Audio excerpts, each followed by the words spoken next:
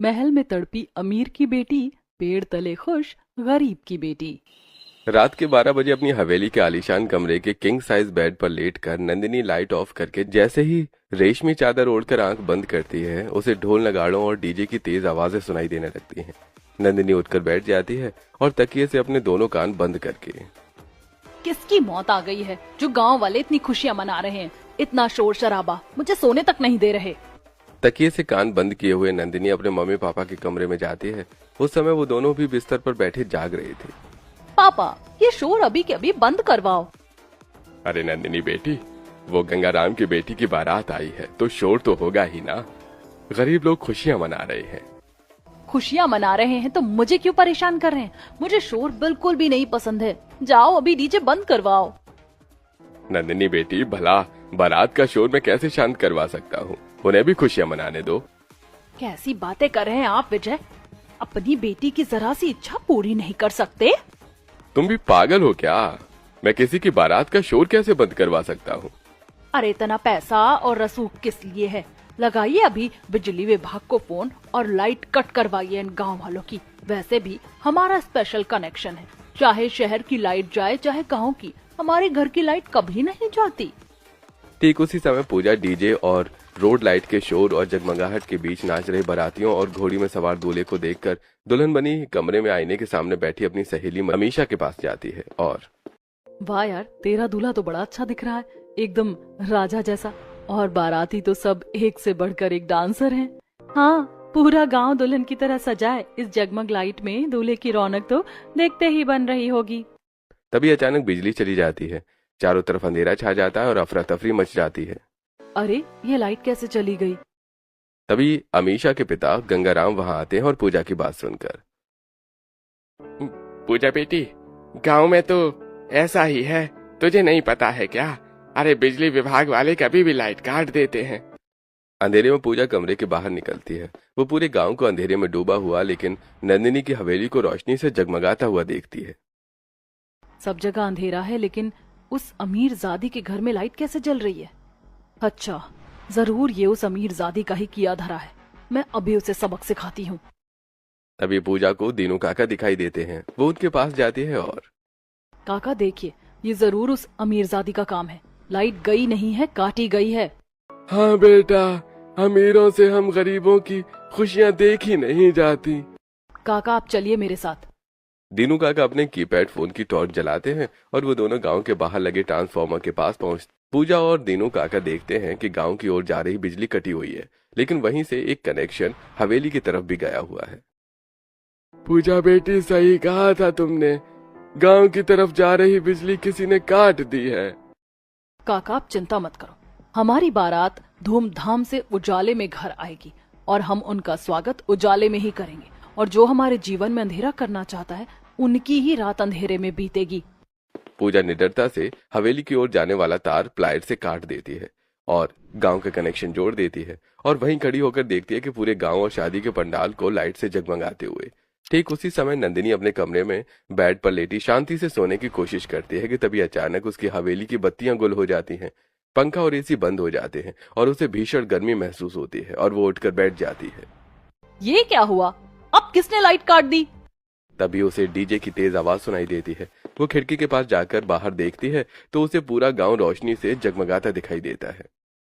ये किसकी हिम्मत है? किसने हमारे घर की लाइट काटी और किसने फिर से गांव की लाइट जोड़ दी? तभी उसकी माँ शोभा उसके कमरे में दौड़ती हुई आती है।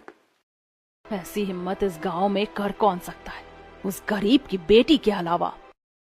कोई बात नहीं, उसने सोचा होगा कि मैं भी उसकी तरह गरीब हूँ और मेरे पास कोई बैकअप प्लान नहीं होगा। तो ये उसकी बहुत बड़ी गलतफहमी है। दिनेश! जिस समय नंदिनी ने अपनी नौकर को आवाज लगाई, उस समय पूजा ट्रांसफार्मर के पास खड़ी है। दीनू काका, अपना तो काम हो गया, चलो वापस चलते हैं, बारातियों का स्वागत भी तो करना है। वो दोनों वहां से गांव की तरफ चल देते हैं। कुछ ही देर में वो दोनों पंडाल के पास पहुंच जाते हैं। तब तक बारातियों का स्वागत हो चुका है। तभी हवेली में हॉल में बैठे नंदिनी और उसके मम्मी पापा के पास भागा हुआ उनका नौकर दिनेश आता है और अरे मैम साहब, अरे इन्वर्टर ठीक कर दिया है, लाइट आ गई है। दिनेश जैसे ही बटन दबाता है, हवेली जगमगा उठती है। नंदिनी चेहरे पर एक कुटिल मुस्कान के साथ खिड़की से बाहर की ओर देखती है। उसी समय पूजा नंदिनी की हवेली की तरफ देखती है। अच्छा, तो उसके पास भी बैकअप प्लान था। खैर कोई बात नहीं, अब मेरा काम हो गया। मुझे तो अपनी सहेली की शादी में धूम मचानी है। पूजा की सहेली अमीशा की शादी धूमधाम से हो जाती है और सुबह वो अपने पति के साथ विदा होकर अपने ससुराल चली जाती है। ठीक 2 दिन बाद शाम के समय पूजा अपने घर के बाहर झाड़ू लगा रही थी। तभी उसी रास्ते से नंदिनी अपनी माँ के साथ कार से कहीं जा रही थी। बैक सीट पे बैठी नंदिनी की नजर जैसे ही पूजा पर पड़ती है। ड्राइवर, गाड़ी रोको। गाड़ी रुकती है। नंदिनी शीशा नीचे करती है और पूजा को आवाज लगाती है। ओए, तुझे क्या लगा था कि तू रात को लाइट कटवा देगी तो मैं अंधेरे में रहूंगी? मेरा घर तो अंधेरे में नहीं डूबा। मैंने ऐसा नहीं सोचा था नंदिनी। मुझे अच्छे से पता था कि तुम्हारे घर में इन्वर्टर है, लेकिन फिर भी लाइट कटवाई ताकि कुछ देर तुम अंधेरे में रहो। तुमने भी तो पूरी बारात को अंधेरे में रखने का बंदोबस्त किया था। शायद तुमने ये सोच लिया होगा कि पूरे गांव की तरह मैं भी तुमसे डरती या दबी रहती हूँ, लेकिन ऐसा नहीं है। मैं गरीब जरूर हूँ, पर मुझे अपने हक की आवाज उठाना आता है। बेटी, इस गरीब की मुसीबत में क्यों पड़ रही हो? चल अपना दिमाग खराब मत कर, हमें बाजार भी जाना है। ड्राइवर कार आगे बढ़ा देता है। उसके अगले दिन दोपहर के समय नंदिनी अपनी हवेली के पिछले हिस्से में बने स्विमिंग पूल में नहाने के लिए जाती है, लेकिन स्विमिंग पूल का गंदा पानी देखकर गुस्से से तमतमा जाती है। दिनेश, दिनेश!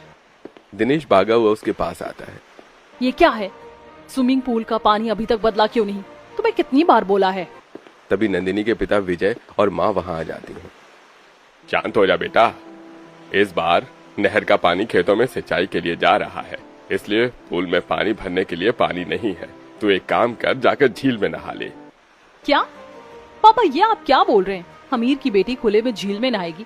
लोग मुझे देखेंगे तो क्या कहेंगे? मुझे कुछ नहीं पता, मुझे इसी पूल में नहाना है। आप चाहे जहाँ से पानी का इंतजाम करें। आप कैसे बाप है?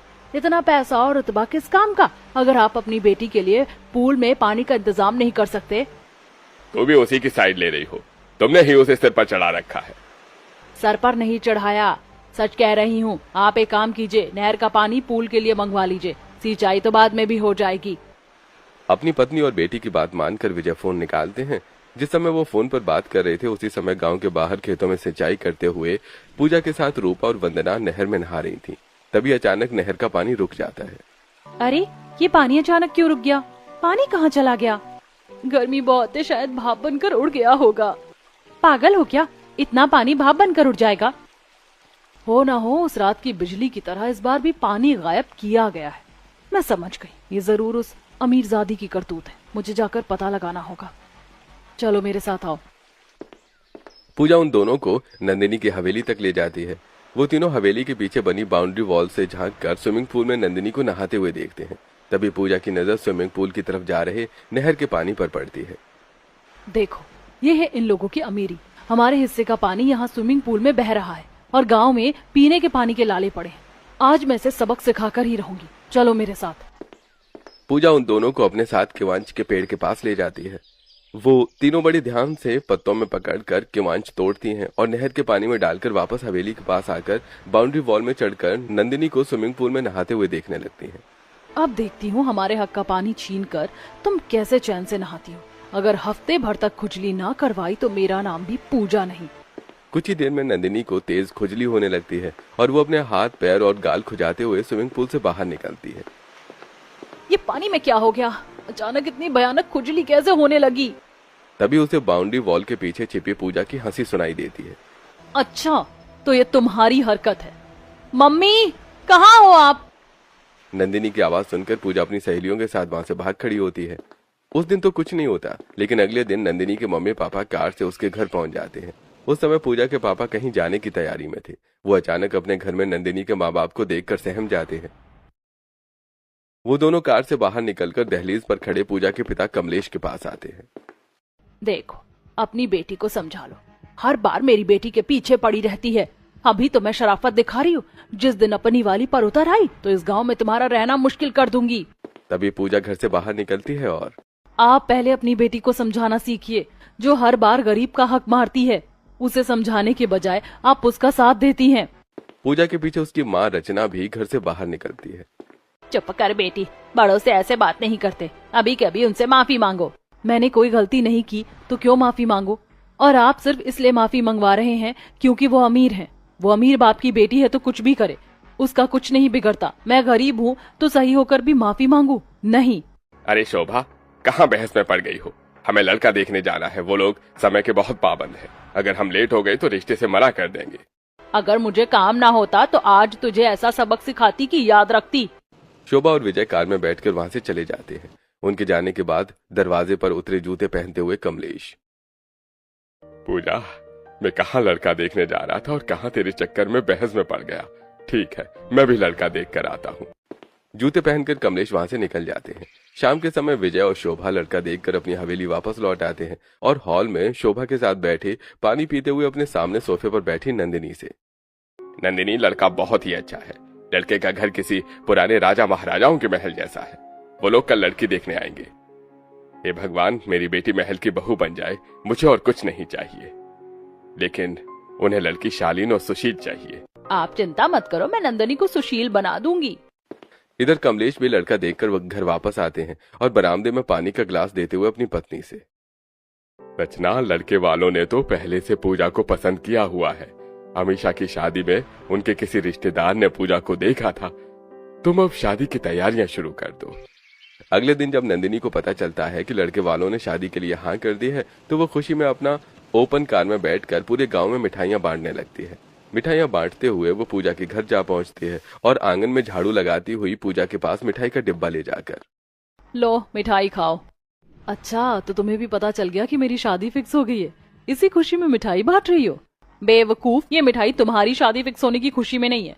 तुम्हारी औकात तो 2 रुपए की टॉफी खिलाने की भी नहीं है। ये मिठाई मेरी अपनी शादी फिक्स होने की खुशी में है। तुम्हारी शादी कहाँ फिक्स हुई? जिस घर में मेरी शादी फिक्स हुई है वो महल जैसा ही है। भले ही तुम महल की बहू बनोगी, लेकिन नींद तो तुम्हें भी मेरी तरह ही आएगी, चाहे तुम सोने के बिस्तर पर सो या चांदी के। मैं तुमसे बहस करके अपनी खुशी खराब नहीं करना चाहती। गाड़ी में बैठते हुए, चलो ड्राइवर, यहाँ से चलो। नंदिनी अपनी गाड़ी में बैठकर वहां से चली जाती है और पूजा अपना काम करने लगती है। उन दोनों को नहीं पता था कि उन दोनों की शादी एक ही गांव में फिक्स हुई है और एक का महल दूसरे की झोपड़ी के सामने है। वो दोनों ही अपनी होने वाली शादी से बहुत खुश थी, लेकिन शादी से ठीक 2 दिन पहले शाम के समय नंदिनी के होने वाले ससुर राजा महल के सामने बनी पूजा के होने वाले सास ससुर केतकी और शुभम की झोपड़ी के सामने गड़गड़ाता हुआ बुलडोजर लिए खड़े हैं और केतकी का पूरा परिवार बुलडोजर के आगे हाथ जोड़कर खड़ा है। मालिक, हम पर दया करो, ये अन्याय मत करो। मेरे बेटे की 2 दिन बाद शादी है। बहू घर आएगी, हम उसे कहाँ रखेंगे? हम कहाँ रहेंगे? हमें नहीं पता, जहाँ चाहे वहाँ रहो। अपनी बहू को कहीं भी ले जाओ। इस जगह तुम्हारा ये झोपड़ा है, वहाँ हमारे आने वाले मेहमानों की पार्किंग होगी। वैसे भी हमारे महल के सामने ये गंदा घर मेहमानों को देखेगा तो क्या कहेंगे? मालिक, ये जुर्म है। अपनी दौलत और रसूख का इतना गलत फायदा मत उठाइए। जिसके पास रसूख है उसके पास दौलत है तो फायदा तो उठाएगा ही। अब तुम गरीबों के पास रसूख नहीं है तो उसमें हम क्या कर सकते हैं? हटो यहाँ से, नहीं तो बुलडोजर तुम्हारे ऊपर चढ़ जाएगा। राजा के आदमी केतकी के पूरे परिवार को वहां से खदेड़ देते हैं और कुछ ही पलों में गड़गड़ाता हुआ बुलडोजर उनका आशियाना उजाड़ देता है और वो बेबसी से देखने के अलावा कुछ नहीं कर पाते। गरीब परिवार बेबस होकर गांव के बाहर पेड़ के नीचे बैठने को मजबूर हो जाता है। अभी अभी क्या हुआ इस बात से अनजान पूजा अपने कमरे में बाजार से लाई हुई साड़ियां और सस्ता सा लहंगा अपने ऊपर लगाते हुए, यही लहंगा पहनकर मैं दुर्गेश जी के साथ 7 फेरे लेकर उनके साथ विदा होकर उनके घर जाकर गृह प्रवेश करूंगी। पूजा लहंगा कमरे में रखकर कमरे से बाहर निकल जाती है। उसी दिन रात के समय नंदिनी भी अपने कमरे में खरीदी हुई महंगी साड़ियां और लहंगे देखती है। वाह, ये लहंगा पहनकर मैं स्टेज पर जाऊंगी और ये साड़ी पहनकर मुंह दिखाई की रस्म में सबको दिखा दूंगी कि मेरा रुतबा क्या है। तभी खिड़की से वो बाहर देखती है तो उसे रोशनी से जगमगाता हुआ गांव दिखता है और उसे पूजा की याद आती है। उसका चेहरा गुस्से से लाल हो जाता है। रुक तू पूजा, तेरी शादी अंधेरे में ना करवाई तो मेरा नाम बदल देना। उसी समय मोमबत्ती की रोशनी में पेड़ के नीचे बैठा पूजा का होने वाला ससुराल। पता नहीं हमारी बहू कहाँ रहेगी। उन अमीर लोगों ने हमारा घर तोड़ दिया। ये भी नहीं सोचा कि गरीब की बहू आएगी तो कहाँ जाएगी। चिंता मत करो शुभम जी, हमारी बहू बहुत समझदार है। वो हमारी स्थिति समझ जाएगी। आखिर वो भी हमारी तरह गरीब ही है। अभी सो जाओ। वो सभी सो जाते हैं और देखते ही देखते शादी का दिन भी आ जाता है। नंदिनी के अमीर पिता माता पूरे गांव को जगमगाती रंग बिरंगी लाइट से दुल्हन की तरह सजा देते हैं, तो वहीं गरीब पूजा के माता पिता अपना घर ही सजा पाते हैं। सूरज ढलते ही राजवीर की बारात का शोर सुनाई देने लगता है। नंदिनी दुल्हन बनी अपने कमरे से खिड़की के पास खड़ी वो शोर सुनती है और अपने फोन से लाइटमैन को कॉल करती है। भैया, उसके घर की लाइट कट कर दो, अभी के अभी। उसी समय पूजा अपने घर में आईने के सामने दुल्हन के लिबास में तैयार बैठी है, तभी लाइट अचानक चली जाती है। अरे ये क्या, लाइट कैसे चली गई? तभी दीनू काका उसके पास आते हैं और अरे बेटी परेशान मत हो, मैं देखता हूँ। दीनू काका जल्दी से ट्रांसफार्मर के पास जाते हैं, लेकिन गांव की लाइट के कनेक्शन जुड़े हुए मिलते हैं। वो वापस पूजा के पास आते हैं और बेटी वहाँ ट्रांसफार्मर के पास तो सब कुछ सही है, समझ नहीं आ रहा लाइट कहाँ से कटी है। उसने अपनी चाल चल दी। वो चाहती है कि मेरी बारात अंधेरे में आए और मैं 7 फेरे अंधेरे में लूं। तभी कमरे में मोमबत्ती लिए पूजा की सहेली अमीशा आती है और अरे पूजा, तूने तो हम गांव वालों के जीवन में उजाले भरे हैं, तो भला तेरी बारात अंधेरे में कैसे आ सकती है और तेरे 7 फेरे अंधेरे में कैसे हो सकते हैं? तभी गांव के लोग अपने घरों से लालटेन दिए और मोमबत्तियां लेकर पूजा के घर पहुंचने लगते हैं। देखते ही देखते पूजा का घर और शादी का मंडप रोशनी से जगमगा उठता है। ये क्या हुआ? मैंने इतनी कोशिश की कि पूजा के जीवन में अंधेरा करने की, लेकिन फिर भी पूजा के जीवन में उजाला हो ही गया। कुछ ही देर में दुर्गेश बारात लेकर पूजा के घर पहुंच जाता है। घर टूटने से परेशान दुर्गेश के घर वाले पूजा के घर में लाइट न होने की शिकायत नहीं करते। दुर्गेश के साथ 7 फेरे लेकर पूजा कार में सवार होकर अपने घर से विदा होकर वहां से चली जाती है। दुर्गेश के गांव पहुंचकर वो कार एक पेड़ के पास रुकती है। दुर्गेश पूजा के साथ कार से नीचे उतरता है और कार वहां से चली जाती है। कुछ देर तक वहीं खड़ी होकर पूजा पेड़ के नीचे खड़े अपने सास ससुर नंद और देवर को देखती रहती है और फिर जी, हमें अब कब तक यहाँ रुकना है? घर कब तक चलना है? केतकी जो उदास खड़ी है पूजा के पास आती है। बहू, यही तुम्हारा घर है, यही तुम्हारी मुंह दिखाई होगी और यही तुम्हारी सारी रस्में होंगी। क्या? ऐसा कैसे हो सकता है मम्मी जी? शुभम पूजा के ससुर आगे आते हैं और घर न होने की वजह बताते हैं। बहू, हम तुम्हें सच्चाई बता नहीं सके, हम डर रहे थे कि तुम क्या कहोगी, क्या सोचोगी, कहीं रिश्ते से मना न कर दो। हकीकत अब तुम्हारे सामने है। कोई बात नहीं पापा जी, मैं गरीब हूँ, मैं आपकी परिस्थिति समझती हूँ, आप चिंता मत करिए। मैंने आपके बेटे से नहीं, इस परिवार से शादी की है। अब मैं जहाँ रहूंगी उसी जगह को घर बना दूंगी। अब ये पेड़ के नीचे ही मेरा घर है। पूजा की नंद रचना पूजा के पैरों के पास चावल से भरा कलश रखती है। पूजा कलश गिराकर पेड़ के नीचे आ जाती है। पूरा दिन पूजा समझ नहीं पाती आखिर वो पेड़ के नीचे कैसे रहेगी। और इधर शाम होने पर अमीर की बेटी नंदिनी अपने महल के कमरे में अपने साथ लाई हुई लहंगा पहनकर मुंह दिखाई की रस्म के लिए तैयार होकर जैसे ही कमरे से बाहर निकलती है, तभी उसकी सास वर्षा, नौकरानियां आरती और ज्योति के साथ उसके सामने आती है। बहू, ये क्या पहन कर जा रही हो मेहमानों के सामने? मम्मी जी, ये वही लहंगा है जो मेरी माँ ने दिया था। बहू, अब तुम महल में आ गई हो, यहाँ तुम्हें रानियों जैसे कपड़े पहनने होंगे। जो मैं दे रही हूँ वो पहनकर नीचे आओ। वर्षा नौकरानियों के कान में कुछ कहती है। जाओ, इसे इस महल की बहू के जैसे तैयार करो।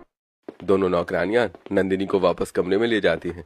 कुछ देर के बाद नंदिनी बहुत ज्यादा हैवी रजवाड़ी लहंगा, चुनरी और उसकी मैचिंग ज्वेलरी पहने हॉल में सभी मेहमानों के बीच पहुंचती है। ये मम्मी जी ने कितना भारी लहंगा पहना दिया, मुझसे संभला भी नहीं जा रहा। नंदिनी बार बार सरक रही चुनरी को ठीक करती है। तभी मेहमानों के बीच से रजवाड़ी साड़ी पहने उसकी सास निकलकर उसके पास आती है और बहू, तुम्हारी मुंह दिखाई की रस्म है, तुम्हें तमीज नहीं है क्या कि मेहमानों के सामने खुद घूंघट नहीं हटाना? मेहमान खुद तुम्हारा घूंघट हटाकर मुंह देख लेंगे। घूंघट के नीचे नंदिनी अपना मुंह भींच कर रह जाती है। ठीक उसी समय महल से दूर पेड़ के नीचे दिया जलाकर बैठा पूजा का पूरा परिवार अपनी किस्मत पर रो रहा था। देखो, वहाँ महल में बहू की मुंह दिखाई की खुशियाँ मनाई जा रही हैं और हम यहाँ पेड़ के नीचे बैठकर अपनी किस्मत को रो रहे हैं। कोई बात नहीं मम्मी जी, अब मैं आ गई हूँ ना, देखना इस पेड़ के नीचे ऐसा घर बना दूंगी कि महल वाले भी यहाँ रहने को तरसेंगे। जैसे तैसे पूजा और उसका परिवार पेड़ के नीचे सूखी घास के ऊपर सो जाता है। सुबह होते ही पूजा पेड़ के नीचे झाड़ू लगाती है और पास ही खड़े अपने पति से, सुनिए, जाइए और कुछ सूखी लकड़ियाँ ले आइए, पहले रसोई करनी है। ठीक है, मैं लेके आता हूँ। दुर्गेश लकड़ियां लेने चला जाता है। उसी दिन शाम को अपने महल में शादी के बाद सभी रस्में करने के बाद नंदिनी अपने कमरे में जाकर अपनी माँ को फोन लगाती है और अरे मम्मी क्या बताऊं, बहुत अच्छा ससुराल ढूंढा है आपने मेरे लिए, पूरा महल है। हमारे घर से 100 गुना ज्यादा अमीर हैं ये लोग। अरे तुझे पता है वो जो तुझसे जलती थी ना, उस गरीब की बेटी का घर देख क्या हाल है उसका। उसकी शादी भी तेरे गांव में ही हुई है, उसका घर तेरे महल के सामने हुआ है। अच्छा, मेरे महल के सामने तो कोई घर ही नहीं है। तभी वर्षा हॉल से उसके कमरे में आती है। वो बहुत गुस्से में है। बहू ये क्या बदतमीजी है, तुम्हें बात करने की तमीज नहीं है क्या? पता नहीं कि घर में मेहमान आए हैं, जरा धीरे से बात करो। नंदिनी डरकर फोन काट देती है और वर्षा वहां से चली जाती है। कुछ देर बाद राजवीर कमरे में आता है। राजवीर नंदिनी का उदास चेहरा देखता है। क्या हुआ, तुम उदास क्यों हो? नंदिनी राजवीर से रोते हुए पूरी बात बताती है। हमारे यहाँ ऐसा नहीं होता नंदिनी, हमारे यहाँ सब कुछ सिस्टमैटिक चलता है। माँ ने तुम्हें टोककर बिल्कुल सही किया है। राजवीर नंदिनी को महल के बाकी के सभी नियम समझाता है, लेकिन शायद नंदिनी महल के नियम हल्के में लेती है। 2 दिन बाद नंदिनी महल के आलीशान हॉल के सोफे पर बैठी थी। नौकरानी आरती चाय लेकर आती है। आरती एक बात बताओ, जिस दिन मेरी शादी हुई थी और मैं यहाँ आई थी, क्या उसी दिन यहाँ से किसी और की बारात भी निकली थी? जी मालकिन, हाँ एक बारात तो गई थी, लेकिन वो लोग बहुत गरीब हैं। उनका घर आपके ससुर जी ने तोड़ दिया था। अब ये लोग गांव के बाहर एक बड़े से पेड़ के नीचे रहते हैं। तुम मुझे वहाँ ले चलो। लेकिन मालकिन किसी को पता चल गया तो क्या? मैं भी इस महल की बहू हूँ, कुछ नहीं होगा, तुम डरो मत, मुझे वहाँ ले चलो। अचानक हॉल में अपने कमरे से नंदिनी की नंद कोमल आती है। भाभी ये क्या तरीका है? हमारे इस महल के लोग नौकरों से ऐसे बात नहीं करते। आप भले ही अमीर बाप की बेटी हो, लेकिन आपको अमीरों वाले तौर तरीके नहीं आते। नंदिनी अपना सिर झुका लेती है। इन बीते दिनों में पूजा पेड़ के नीचे एक मिट्टी का चूल्हा, पेड़ की डाली पर झूला और नहाने के लिए पुरानी साड़ी 4 बल्लियों में बांधकर बाथरूम बना लेती है। उसी समय पेड़ के नीचे पूजा, दुर्गेश, केतकी, निशा, आशीष और शुभम जमीन पर बैठकर खाना खा रहे हैं। बहू, हमें तो लगा था कि तुम यहाँ आओगी तो पता नहीं क्या सोचोगी, लेकिन तुमने तो इस पेड़ के नीचे ही घर बना लिया। तुम ही बताओ हम आगे क्या करें, इसे रहने लायक कैसे बनाएं? पापा जी आप बस थोड़ी सूखी घास और कुछ बांस की बल्लियां ले आइए, हम दीवार बनाकर 1-2 कमरे बना लेंगे, जिससे ये जगह रहने लायक हो जाएगी। पूजा पेड़ के नीचे बांस की बल्लियों और सूखी घास से दीवारें खड़ी करके 2 कमरे बनवा लेती है, अपने ससुर, पति और देवर की मदद से। गरीब की बेटी पूजा ने अपना घर बसा लिया था। वो घर वालों को खाना बनाकर खिलाती, पेड़ के नीचे साफ सफाई करती और झूला भी झूलती। एक दिन जब पूजा अपनी सास केतकी के साथ झूला झूल रही थी, तभी नंदिनी आरती के साथ वहां पहुंचती है। वाह, गांव में तो तुम बड़ी बड़ी बातें करती थी और शादी के बाद तुम यहाँ पर पड़ी हो। चाहे मैं पेड़ में रहूं या महल में, जहाँ मेरा परिवार है वही मेरा घर है। मैं अपने परिवार के साथ खुश हूँ। आसपास देखते हुए, तुम्हारे पास बैठने के लिए चटाई तक नहीं है और रहने को छत नहीं है। ऐसी हालत में ही इंसान बड़ी बड़ी बातें करता है। नंदिनी हंसती हुई आरती के साथ वहां से चली जाती है। बहू वो कौन थी जो तुम्हारा मजाक उड़ा कर चली गई? कोई नहीं मम्मी जी, मेरे गांव के एक अमीर बाप की बिगड़ी हुई औलाद है। आप चिंता मत करो, मैं इसे हैंडल करना जानती हूँ। वक्त आने दो, जवाब जरूर दूंगी। नंदिनी जैसे ही आरती के साथ महल के हॉल में पहुंचती है, वहां बैठे उसके ससुराल वाले। आ गई बहू, बिना पूछे कहाँ गई थी? और तू? आरती को तरफ देखते हुए, मेरी बहू को कहाँ ले गई थी? आज के बाद काम पर मत आना। मालकिन मुझे माफ कर दो, बहू ने जिद की थी इसीलिए इन्हें उनके पास ले गई। अगर मेरी बहू कुएं में कूदने को कहेगी तो क्या तू कूद जाएगी? मम्मी जी मैंने कौन सा गुनाह किया? मैं बस महल से बाहर ही तो गई थी।